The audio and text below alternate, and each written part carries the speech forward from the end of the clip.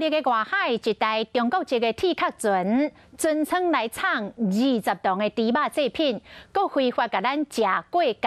台中海巡队甲船顶4个人甲船只押回到台中港来侦办。有没有商务船，请停船配合检查，停船配合检查。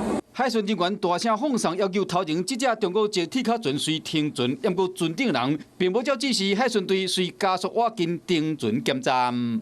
该船当时无船名，未作业，行迹可疑。台中海巡队接到渔民的通报，讲有一台中国籍的铁壳船伫苗栗外海出入，马上随派遣2台顺风艇去围捕。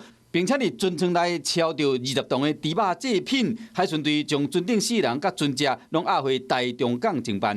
清查发现，船长、船员合计4人，那船舶约100吨的铁壳船，载运的物品既有猪肚。目前这是新冠病毒甲非洲猪瘟流行的时期，所以讲海巡队嘛将4个船员送到病院做 PCR 检测，加在拢是阴性。船顶猪肉制品嘛拢全部查扣送验。华视新闻看起来，赶快订阅我们的华视新闻 YouTube 频道，欢迎按赞、订阅、开启小铃铛，最新最及时的资讯要提供给你。